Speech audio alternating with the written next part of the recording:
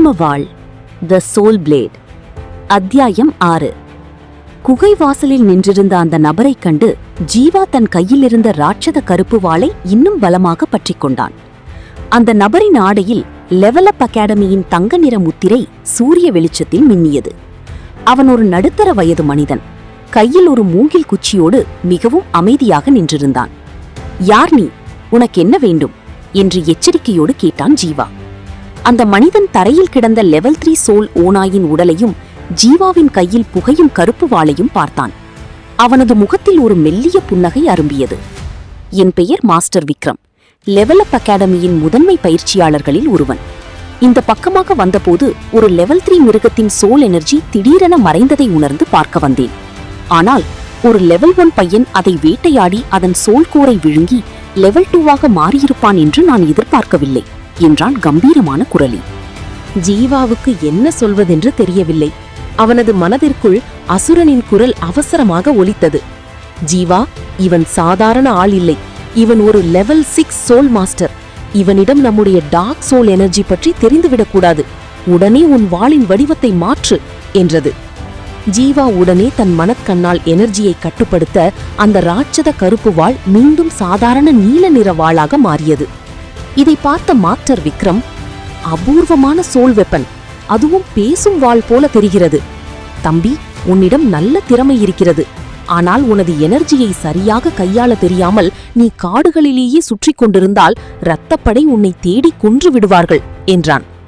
அப்படியென்றால் நான் என்ன செய்ய வேண்டும் என்று கேட்டான் ஜீவா. என்னோடு அகாடமிக்கு வா, உனக்கு முறையான பயிற்சி தருகிறேன்.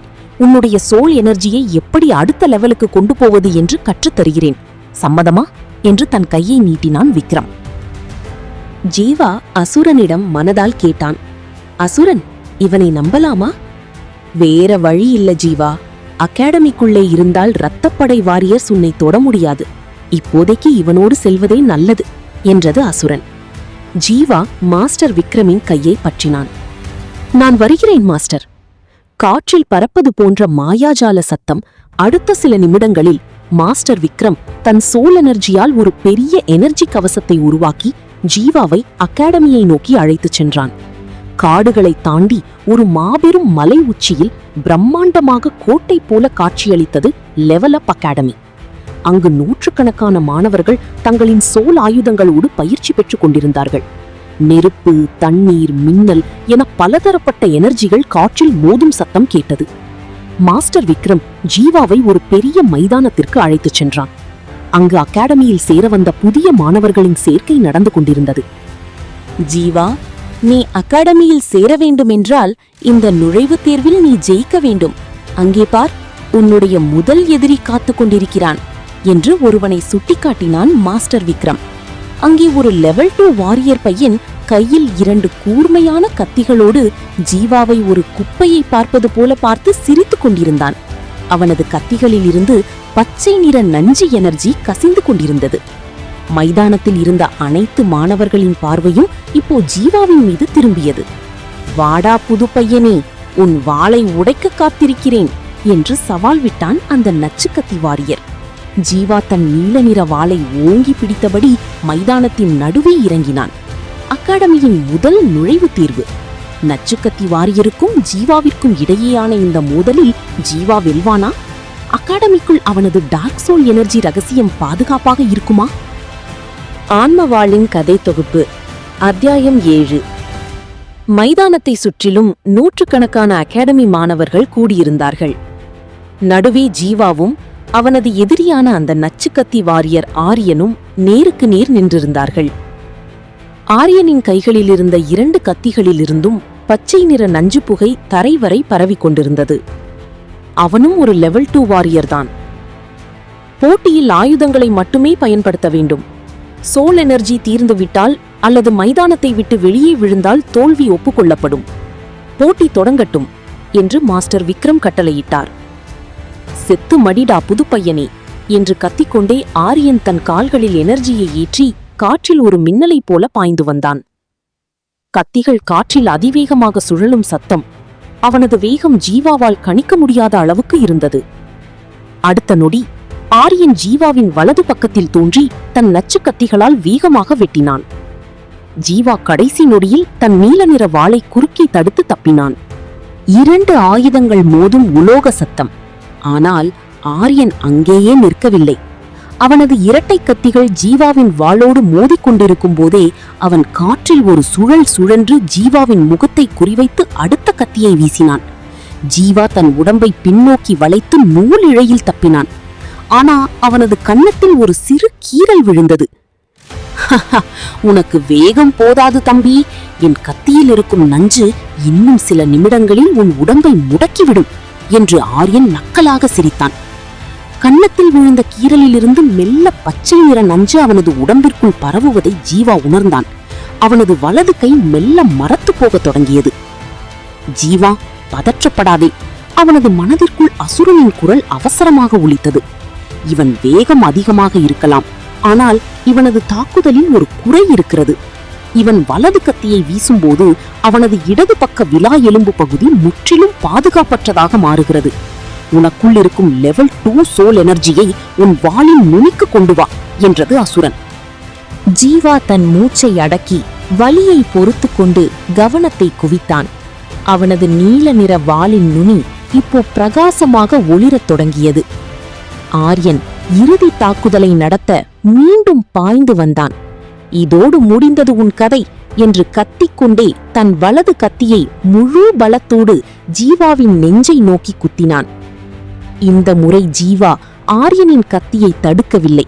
மாறாக தன் உடலை ஒரு சில அங்குலங்கள் மட்டும் பக்கவாட்டில் நகர்த்தி அந்த கத்தி தன் தோள்பட்டைக்கு அருகே கடந்து செல்ல அனுமதித்தான்.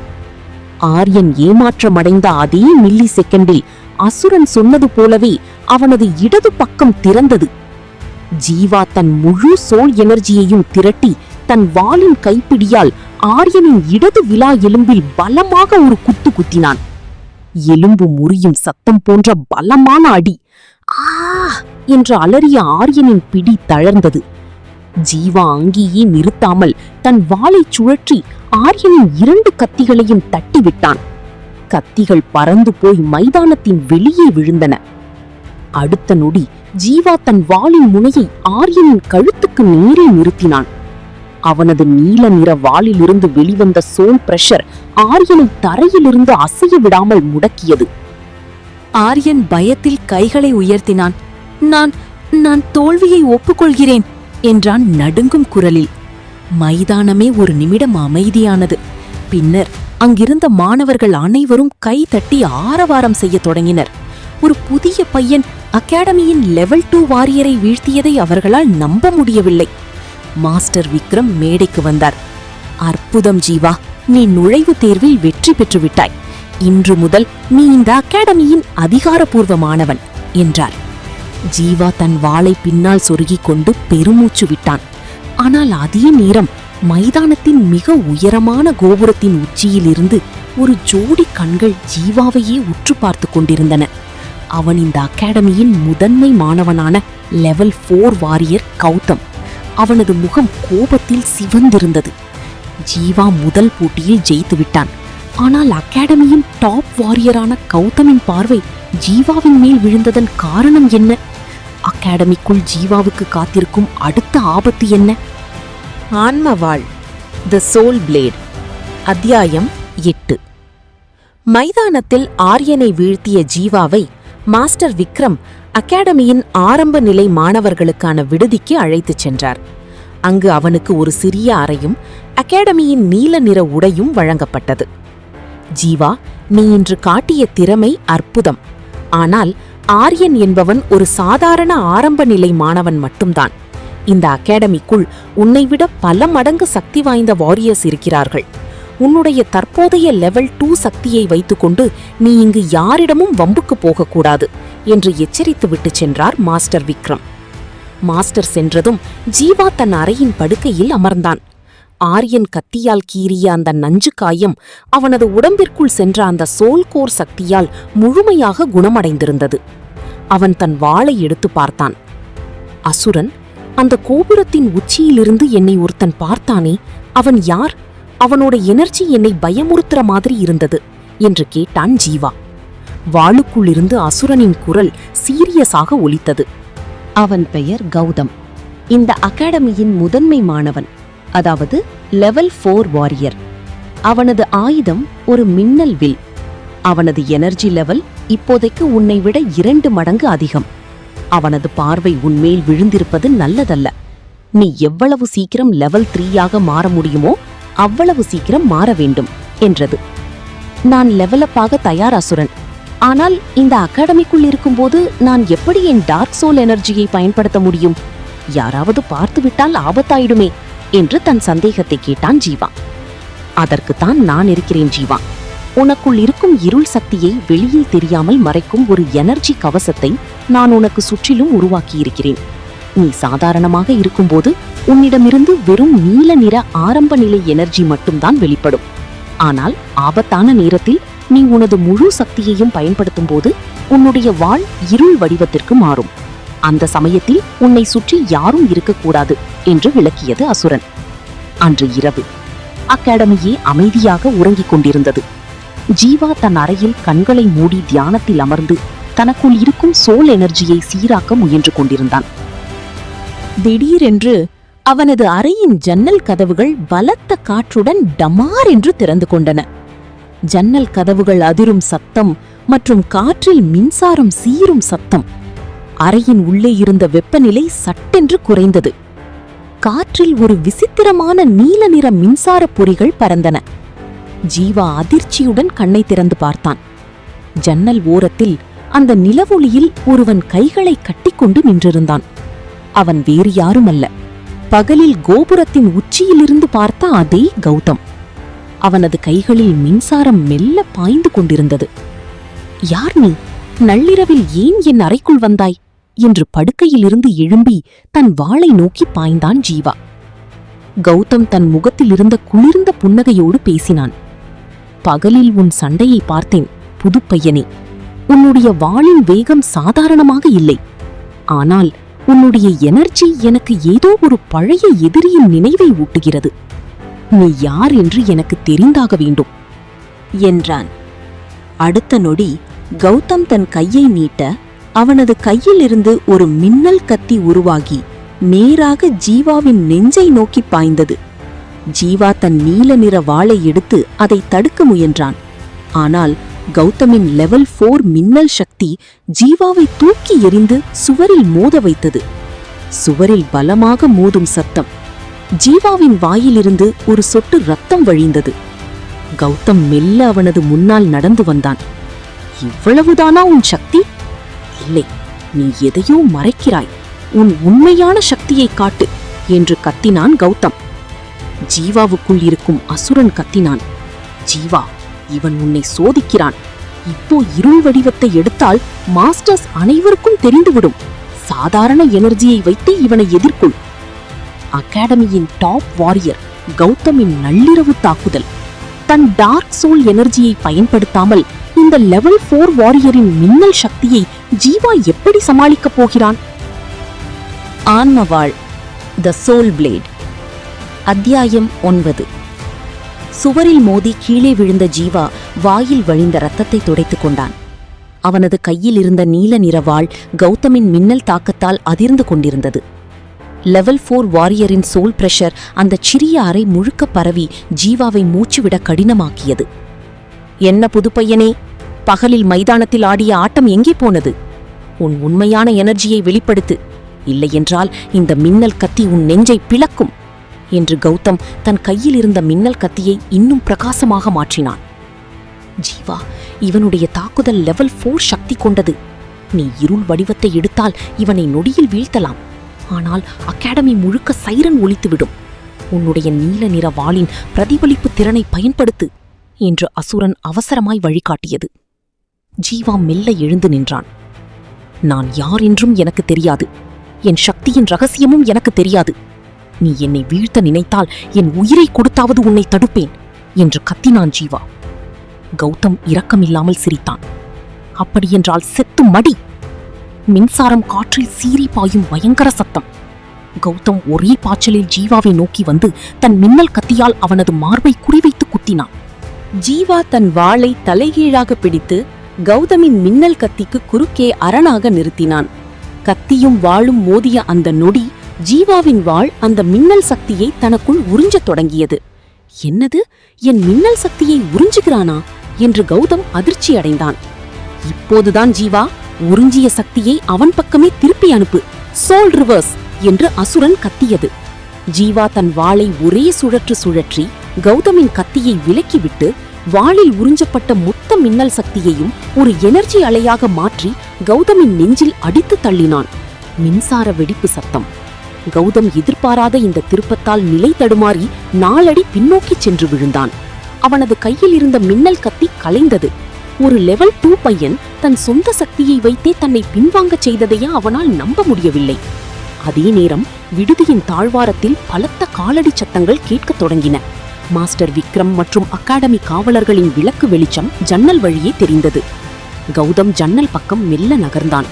அவனது கண்கள் கோபத்திலும் ஆச்சரியத்திலும் மின்னின. சுவாரஸ்யமான பையன்தான் நீ. என் தாக்குதலை உன்னுடைய சாதாரண சோல் திறமையால் திருப்பி அனுப்பிவிட்டாய். ஆனால் நினைவிருக்கட்டும், அகாடமியின் ஆண்டு போட்டி இன்னும் சில நாட்களில் வரப்போகிறது. அங்கு எல்லோர் முன்னிலையிலும் உன்னை நான் வீழ்த்துவேன். அப்போது உன் ரகசியம் உடையும் என்று கூறிவிட்டு காற்றில் ஒரு மின்னலைப் போல மறைந்து போனான். அடுத்த நொடி மாஸ்டர் விக்ரம் கதவை திறந்து உள்ளே வந்தார். அறை கலைந்து கிடப்பதையும் ஜீவாவின் வாயில் ரத்தம் இருப்பதையும் பார்த்தார். ஜீவா, என்ன நடந்தது இங்கே? யாராவது உன்னை தாக்கினார்களா என்று பதற்றமாக கேட்டார். ஜீவா தன் கையில் இருந்த வாளை தரையில் தாழ்த்தினான். ஒன்றுமில்லை மாஸ்டர், நள்ளிரவில் ஒரு சோல் வண்டு அறைக்குள் புகுந்து விட்டது. அதை விரட்டும்போதுதான் அறை கலைந்து விட்டது என்று உண்மையை மறைத்தான். மாஸ்டர் விக்ரம் ஜீவாவை சந்தேகமாக பார்த்தார். என்றாலும், சரி, கவனமாக இரு. அகாடமியின் ஆண்டு போட்டி வரப்போகிறது. அதற்குள் நீ உன்னுடைய பயிற்சிகளை தொடங்க வேண்டும். நாளை காலை முதன்மை மைதானத்திற்கு வந்துவிடு என்று கூறிவிட்டு சென்றார். அவர்கள் சென்றதும் ஜீவா படுக்கையில் சரிந்தான். அவனது உடல் அடியோடு சோர்ந்து போயிருந்தது. ஜீவா, கௌதம் சொன்னது உண்மைதான். அந்த ஆண்டு போட்டிக்கு இன்னும் 10 நாட்கள்தான் இருக்கிறது. அதற்குள் நீ லெவல் 3 வாரியராக மாறவில்லை என்றால் அவனது மின்னல் வில் உன்னை அழித்து விடும். நாளை முதல் நமது உண்மையான நரக பயிற்சி ஆரம்பமாகிறது என்றது அசுரன். கௌதமின் சவாலை ஜீவா எப்படி எதிர்கொள்ளப் போகிறான்? அசுரன் கொடுக்கப் போகும் அந்த நரக பயிற்சி என்ன? ஜீவா 10 நாட்களில் லெவலப் ஆவானா? ஆன்மவாள், தி சோல் பிளேட். அத்தியாயம் 10. மறுநாள் அதிகாலை சூரியன் உதிப்பதற்கு முன்பே அகாடமியின் முதன்மை மைதானத்திற்கு ஜீவா வந்துவிட்டான். மைதானத்தில் பனிமூட்டம் அதிகமாக இருந்தது. அகாடமியின் மற்ற மாணவர்கள் இன்னும் தூங்கி எழுந்திருக்க கூட இல்லை. ஜீவா தன் நீல நிற வாளை கையில் பிடித்துக்கொண்டு, அசுரன், கௌதம ஜெயிக்க இன்னும் 10 நாட்கள் தான் இருக்கு. அந்த நரக பயிற்சி அப்படின்னு சொன்னியே, அதை இப்போவே ஆரம்பிக்கலாம் என்றான் உறுதியான குரலில். வாளுக்குள் இருந்து அசுரன் மெல்லச் சிரித்தது. உன் தைரியம் எனக்கு பிடிச்சிருக்கு ஜீவா. ஆனா இந்த அகாடமி மைதானத்துல சாதாரணமா பயிற்சி செஞ்சா உன்னால 10 மாசத்துல கூட லெவலப் ஆக முடியாது. நமக்கு தேவை குறுகிய காலத்துல பெரிய எனர்ஜி. அப்படியென்றால் நான் என்ன செய்ய வேண்டும் என்று கேட்டான் ஜீவா. இந்த அகாடமிக்கு கிழக்கே ஒரு பூட்டப்பட்ட காடு இருக்கு. அதுக்கு பேரு மரண பள்ளத்தாக்கு. அங்க அகாடமியால தடை செய்யப்பட்ட பல ஆபத்தான லெவல் 3 மற்றும் லெவல் 4 சோல் மிருகங்கள் வாழ்ந்துட்டு இருக்கு. நாம இன்னைக்கு ராத்திரி ரகசியமா அகாடமியை விட்டு வெளியேறி அங்க போக போறோம். அங்க இருக்கிற மிருகங்களை வேட்டையாடி அதோட சோல் கோரை நீ விழுங்கினா மட்டும்தான் 10 நாள்ல உன்னால லெவல் 3 ஆக முடியும் என்றது அசுரன். அசுரன் சொன்னதை கேட்டு ஜீவா ஒரு நிமிடம் அதிர்ந்து போனான். தடை செய்யப்பட்ட பகுதிக்கு செல்வது தெரிந்தால் அகாடமியை விட்டு துரத்தி விடுவார்கள். அது மட்டும் இல்லாமல் லெவல் 4 மிருகங்களை சமாளிப்பது மரணத்திற்கு நேராக நடப்பதற்கு சமம். ஆனால் அவனுக்கு வேறு வழி தெரியவில்லை. கௌதமின் மின்னல் வில்லை வீழ்த்த வேண்டுமென்றால் இந்த விபரீத முடிவை எடுத்தே ஆக வேண்டும். அன்று பகல் முழுக்க ஜீவா மாஸ்டர் விக்ரமிடம் சாதாரண வாழ்வீச்சு பயிற்சிகளை மேற்கொண்டான். அவனது கவனம் முழுக்க இரவில் செய்யப்போகும் வேட்டையின் மீதே இருந்தது. இரவு நேர ஆந்தையின் சத்தம் மற்றும் ஓநாயின் தூரத்து கர்ஜனை. இரவு மணி 12. அகாடமியே அமைதியில் மூழ்கியிருந்த நேரம் ஜீவா தன் கருப்பு உடம்பை மறைக்கும் உடையை அணிந்து கொண்டு காவலாளிகளின் கண்களில் படாமல் அகாடமியின் பின்பக்கச் சுவர் வழியே கீழே குதித்தான். அசுரனின் வழிகாட்டுதலின்படி இருண்ட காட்டுப்பகுதிக்குள் வேகமாக ஓடினான். 1 மணி நேர ஓட்டத்திற்கு பிறகு அவன் அந்த மரண பள்ளத்தாக்கின் எல்லைக்கு வந்து நின்றான். அந்த இடமே பார்ப்பதற்கு பயங்கரமாகவும் காற்றில் ஒரு விதமான மரண வாடையும் வீசியது. ஜீவா, எச்சரிக்கையாயிரு. உன் வாளை இப்போதே இருள் வடிவத்திற்கு மாற்று. இந்த இடத்தில் உனது எனர்ஜியை நீ மறைக்க தேவையில்லை. உன்னுடைய முழு டார்க் சோல் எனர்ஜியையும் வெளிப்படுத்து என்று அசுரன் கத்தியது. ஜீவா தன் கண்களை மூடி எனர்ஜியை தூண்ட அவனது நீல நிற வாள் மீண்டும் கருப்பு புகையை கக்கும் ராட்சத கருப்பு வாளாக மாறியது. அவனது கண்களும் இருண்ட நிறமாக மாறின. புதர்களுக்குள் ஏதோ வேகமாக நகரும் சத்தம். திடீரென்று ஜீவாவுக்கு பின்னால் இருந்த புதர்கள் வேகமாக அசைந்தன. ஜீவா சட்டென்று திரும்பி தன் ராட்சத வாளை குறுக்கே பிடித்தான். இருளுக்குள் இருந்து ஒரு பயங்கரமான வடிவம் வெளிப்பட்டது. அது சாதாரண ஓநாய் இல்லை. 2 தலைகளும் உடம்பு முழுக்க கூர்மையான இரும்பு போன்ற முட்களும் கொண்ட இருதலை நரக நாய். அதன் எனர்ஜி லெவல் துல்லியமாக லெவல் 3. அதன் 2 வாய்களில் இருந்தும் கருப்பு நிற உமிழ்நீர் தரையில் சொட்டியது. அது விழுந்த இடம் அப்படியே அமிலம் போல் உருகியது. முதல் வேட்டையே மாசாக அமைந்திருக்கிறது ஜீவா. இதன் 2 தலைகளையும் ஒரே வெட்டில் துண்டாக்க வேண்டும். தயாராகிக்கொள் என்று அசுரன் கத்தியது. அந்த இருதலை மிருகம் ஜீவாவை பார்த்து தன் 4 கண்களையும் சிவப்பாக மாற்றி பயங்கர வேகத்தில் பாய்ந்து வந்தது. ஜீவா தன் ராட்சத வாளை ஓங்கினான். மரண பள்ளத்தாக்கின் முதல் நரக வேட்டை ஆரம்பமாகிவிட்டது. லெவல் 3 இருதலை மிருகத்தை ஜீவா ஒற்றையாளாக வீழ்த்துவானா? இந்த நரக பயிற்சி அவனுக்கு லெவல் அப் தருமா அல்லது மரணத்தை தருமா?